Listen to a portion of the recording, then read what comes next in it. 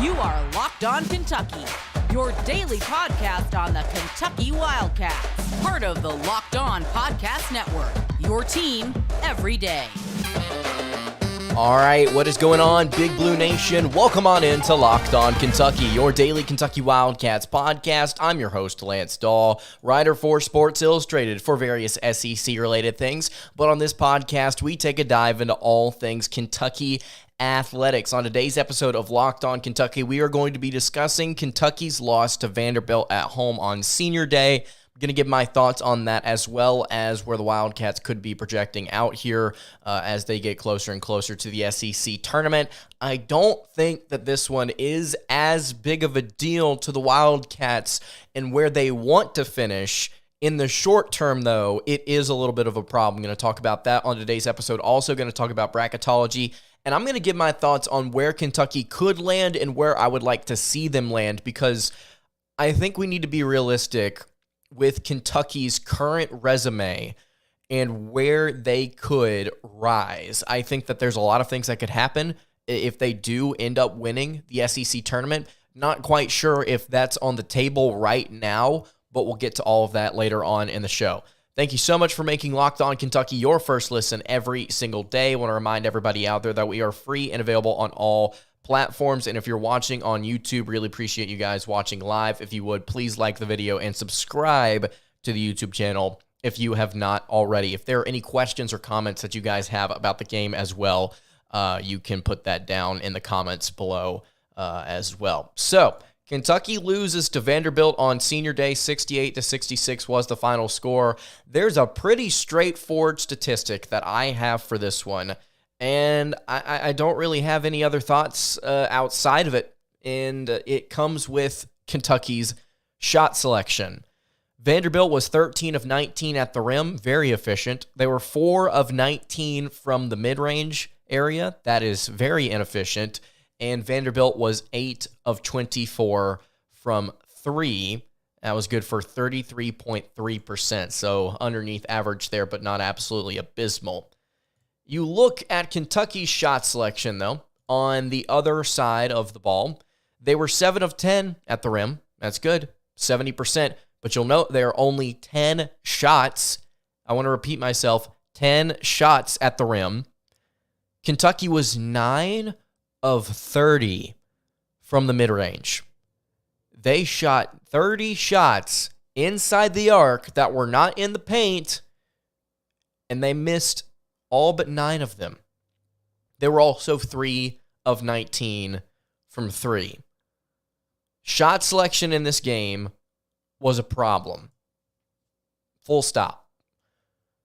Coach Cal said in the post-game presser that, they wanted to take those shots. They wanted to hit them. They've hit them at a high rate this season. I hope you guys, if you're listening to this today, have been listening to me all the way back through last year's season. I continued to say it's okay to take these mid-range shots, just not at the clip that you're taking them at. Because here's the thought process. If you have a group full of spot-up shooters on the outside, if you've got some players that can catch and shoot really, really well on your perimeter, why are you making them step inside to take shots that are worth 33% less than a shot that they're statistically better at hitting just a couple of feet out, just a few feet out?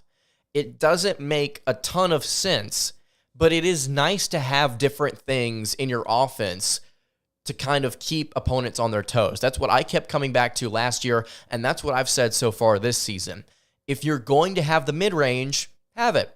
Just don't be shooting it. Don't be taking that shot 30 times a game. It's not efficient. It's not an efficient shot. And there are people out there that will explain, well, Lance, it's not all about the efficiency. It's not all about this, that, or whatever you're trying to argue. You need to have that shot in your arsenal. I'm not arguing. I'm not saying we need to completely do away with it. But what I'm sitting here saying is, if Kentucky wants to win games where their roster is depleted by injury and they are trying to duke it out in order to secure a third-place spot in the SEC tournament, You need to be able to understand that the mid-range, the 30 mid-range shots is not what you want from your offense. It's just not it. It's not it. I will say, though, it was an off night from Kentucky's three-point shooters, and it was a little bit disappointing to see Antonio Reeves go 1 of 8. There were so many shots that I saw Reeves take. Saw so many shots that he took where it didn't look like he got enough elevation on the ball. He was kind of pushing it and leaving it short. It was an off night. I didn't necessarily feel like a lot of it was rushed, but it was certainly less rushed than what Vanderbilt was doing. Do you remember in the first matchup, something that I noted about the Commodores and their offense is it was kind of different from what the Wildcats had been doing whenever things got out of hand. Kentucky had kind of found a way in that game to remain calm and to stay efficient, whereas Vanderbilt was the team that was sporadic, that was firing up all of these mid-range shots and wasn't hitting them. It was just not getting anything to fall in the paint either. I believe they shot sub 40% in that game the first go-around. I'm like, that's interesting because Kentucky normally does that. Well, the inverse happened in this one. Kentucky ended up shooting 40% on twos. They ended up shooting, 15%, 16% from three. Kentucky looked like the less patient team in this one. And a lot of it, for me, had to stop and end with the shot selection. If Kentucky would focus in and they would decide to focus primarily on getting opportunities right there at the rim, which don't tell me that they didn't try it, or that they did try it, rather. They only took 10. 10. They took 3 times more. 3 times more from the mid-range than they did right there at the basket. It's not going to win you basketball games. Props to Vanderbilt. Props to Jerry Stackhouse. I mean, they are on a roll right now. There's not much else I can say about them other than that they did it without their best player. Liam Robbins only played 4 minutes, wasn't looking great. If I'm not mistaken, he got hurt early as well. Cason Wallace in this one. It's a shame. He left with a foot injury, if I'm not mistaken, an ankle injury, and he did not return to the game. I tweeted this out last night. Pretty straightforward here. My thoughts on the game: stop shooting mid-range shots as much as Kentucky does. Cason Wallace's health is the most important thing. That's it. That's it. Kentucky may be in a bad spot moving forward if they're not able to find a way to get Wallace back and healthy. Because Severe Wheeler just had a minor surgery to kind of make sure that he's all right and should be back in a couple of weeks, at least according to doctors. I don't know if we'll see Severe Wheeler again in a Kentucky uniform. I'm not quite sure what's going on there. I couldn't tell you. I can't sit here and speculate because I don't know. CJ Frederick was 1 of 3 from 2, 1 of 4 from 3. He had 6 points in this game. Overall, he was 2 of 7. Jacob Toppin, 1 of 4 from inside the arc, 0 of 3 from outside it. Oscar Tshiebwe was the most valuable player in this game, I think, outside of Tyron Lawrence and Jordan Wright. For Vanderbilt, 2 guys that we pointed out in the preview episode with Tristan Ferris. He said, look, Tyron Lawrence can go. He's a really, really talented player. Tshiebwe, though, 5 of 10 from the floor, took 15 free throws because they kept hacking him. Had 20 rebounds, 10 of them were offensive, 10 of them were defensive. 3 blocks, a steal, 2 assists. I mean, your front court wasn't the problem in this one. It was your guard play. And what have we said on the show? If Kentucky can't get it out of their guards, then it's going to be a dogfight. It's going to be a dogfight. At the end of the day, though, I think for the most part, this is going to be fine for a couple of reasons. I want to get to those in a second. Before I do that, though, I want to tell you guys about our friends over at FanDuel. The midway point of the NBA season is here, and now is the perfect time to download FanDuel. It's America's #1 sportsbook. New customers get a no-sweat first bet up to $1,000, and that's bonus bets back if your first bet doesn't win. All you have to do is download the FanDuel Sportsbook app. It's safe, secure, and super easy to use. Then you can bet on everything from the money line to the point scores, threes drained. You can also bet on player props like points, rebounds, assists, steals, all that good stuff. And there's so many more exclusive bets on top of that. Plus, FanDuel even lets you combine your bets for a chance at a bigger payout with a same-game parlay. So, don't miss the chance to get your no-sweat first bet up to $1,000 in bonus bets when you go to FanDuel.com/lockedon. That's FanDuel.com/lockedon to learn more. You can make every moment more with FanDuel, an official sports betting partner of the NBA. All right, continuing along here on the Thursday edition of Locked On Kentucky. Lance Dawe hanging out here with you. Really appreciate everybody watching live on YouTube. If you have not liked the video already, please go ahead and do so. And if you're not subscribed to the channel, what are you waiting for? Go ahead and hop on the train as we're in March. This is it, guys. I hate for us to be rolling in off of a loss here, but it's March. It's that time of year, and things are getting really serious.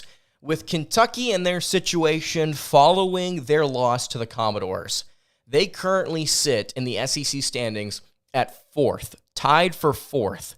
They are 11-7 in league, 11-6 in league play. Tennessee is also 11-6 as well. Projections say that Tennessee will beat Auburn this Saturday. Kentucky is projected to lose to Arkansas this weekend. So here's the thought process. Missouri is 10-7. Vanderbilt is 10-7. I'm not quite sure how the tiebreaker would work if Kentucky and Vandy both finished with the same record in league play. Here's how I think it's going to play out. I think Tennessee's going to lose to Auburn. I think Tennessee will lose to Auburn this weekend in Auburn, and I think Kentucky will lose to Arkansas. If they beat Arkansas, this is not a conversation. Kentucky is 12-6, and they're third place in the SEC. Great. But if Missouri loses, they're 11-7. Missouri, I don't remember who they play. They play Ole Miss at home, and then Vanderbilt plays Mississippi State at home. So that's not great. But if one of them lose, Kentucky is still in as the 4th seed in the SEC tournament, and they will have received that double bye. Right? Yeah. I think what we said a couple of weeks ago with Alabama playing the way that they have and playing the way that they did against Kentucky, I would not want to see Alabama in the semifinals of the SEC tournament, especially after playing a difficult team like a 5 seed that would end up being Tennessee, Missouri, Vanderbilt, one of those 3. Would not want to see that. Would not want to see that. Kentucky's in a difficult spot right now for the SEC tournament. But if things work out in their favor, then they've got that 3 seed, and they'll end up playing likely Alabama in the SEC tournament championship if they make it. So you're looking past this now, right? You're looking past the SEC tournament. I don't know if Kentucky's going to be able to pick up a win. I'm kind of worried about whether or not they'll be able to do anything in the SEC tournament if Cason Wallace is not healthy. Because if he's not healthy, and Severe Wheeler's not healthy, and C.J. Frederick has just come back from a rib injury, who's going to play the 1? Is it going to be Adu Thiero that has to step it up? Is it Antonio Reeves that's going to have to slide up and maybe handle some ball handling duties as well? I don't know. We'll just have to see. Kentucky, though, you look at the bracketology reports right now, they've slid Kentucky down from a 6 to a 7 seed. But I think we need to ask a question here about Kentucky and moving up and making a deep tournament run. So we talked with Tristan Ferris of Kentucky Insider on Tuesday, I believe. Talked with him on Tuesday about the Wildcats and whether or not they could slide up past the 6th seed that they were projected to be at the time. And he said they're probably going to end up being a 6 or a 7. They could end up sliding up to the 5, but things would have to really work out in their favor. And let's think about this for a second. If Kentucky finds a way to get up to that 5 seed line, first of all, great. Awesome. They were able to climb all the way back from the depths of non-existence outside the postseason.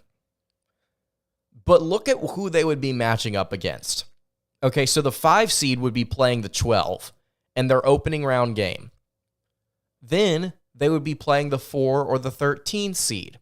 If you make it to the Sweet 16, you are going to have to more than likely play a 1 seed. And those 1 seeds right now are Alabama, Houston, Purdue, and Kansas. Kentucky has already lost to 2 of those teams. One of them, I think that they could beat on a neutral site. If you played the game 10 times in a row, Kentucky wins 3 or 4 of them. So I like my odds there, but still, I don't want to play Alabama or Houston or Purdue or Kansas unless I absolutely have to. Look at the 2 seeds right now. They are Kansas State, Texas, Marquette, and UCLA. One of those teams Kentucky barely lost to, and 3 of those teams Kentucky is yet to face. 2 of those teams, if I'm not mistaken, have pretty solid defenses, so that may be a bad matchup. But my point here being is this. If Kentucky ends up being a 6 or a 7 seed, I would much rather play a field of 6, 11, 3, 14, 10, 2, and 15 as a 7 seed than have to potentially play a 1 and a 5 and a 4, a 1 and a 4 before I get to the Elite 8.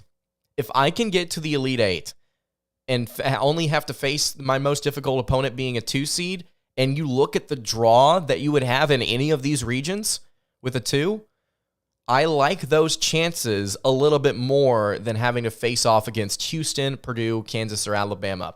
I've mentioned this on the podcast before, but I'm going to mention it again. There is a YouTube video by SB Nation and John Boyce.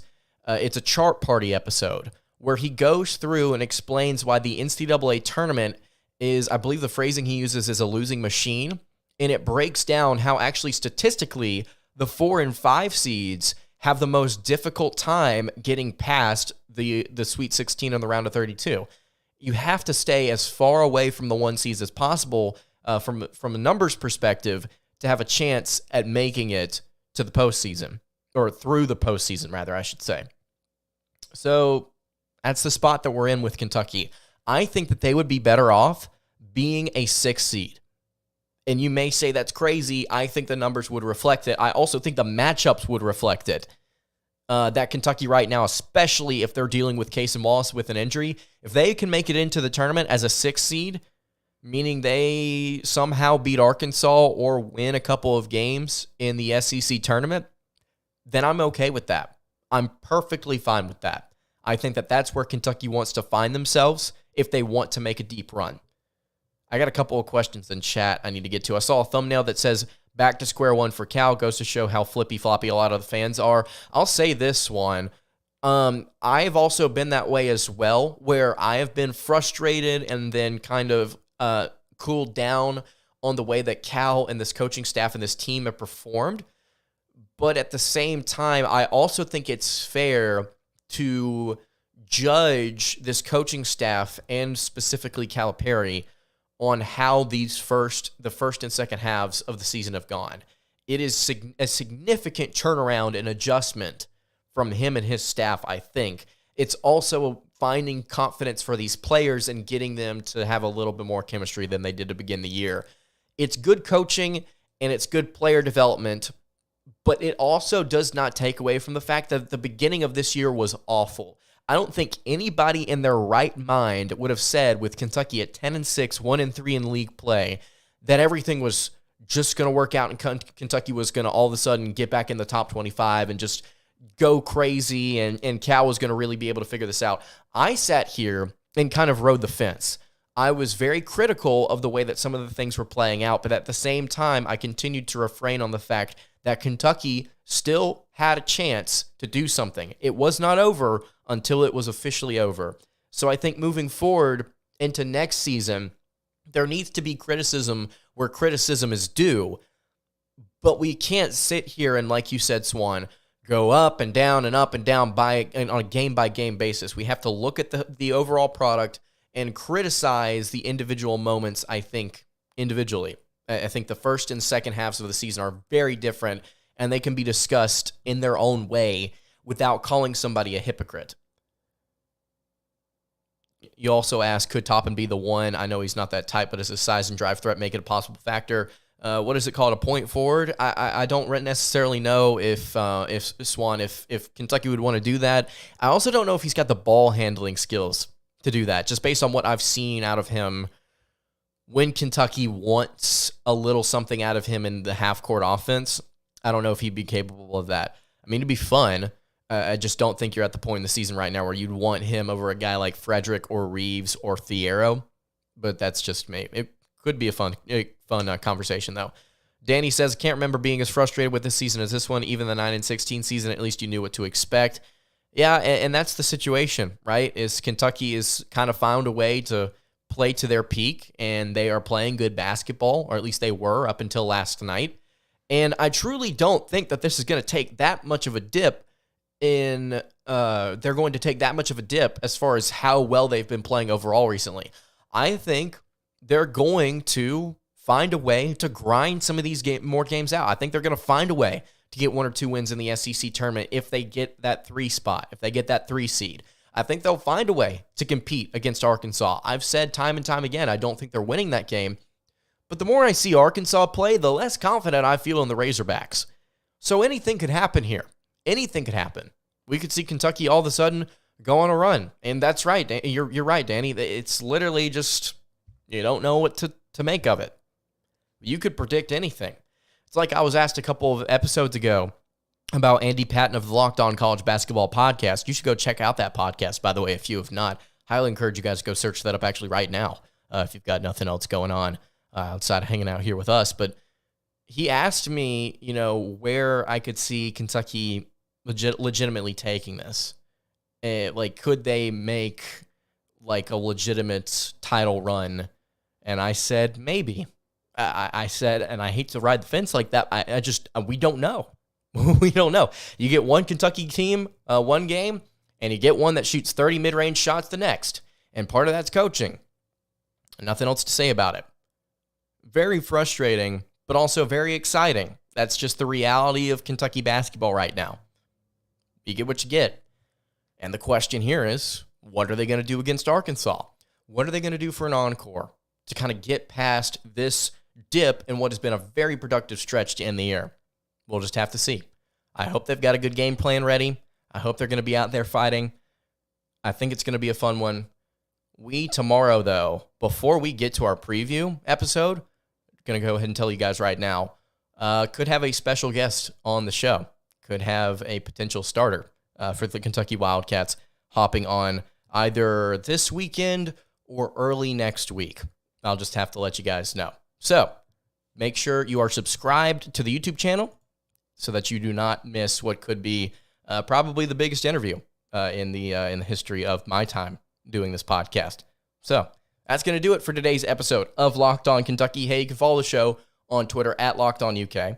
You can follow me on Twitter at LanceDawe_, and you can follow the show over on Instagram. That is at Kentucky Podcast. Again, we will be previewing Kentucky basketball's matchup with the Arkansas Razorbacks tomorrow. Make sure you are subscribed so that you don't miss that. Also, big interview coming up. Make sure you sub for that one. I will see you all tomorrow for another episode of Locked On Kentucky. Hope you guys have a great rest of your day, and God bless.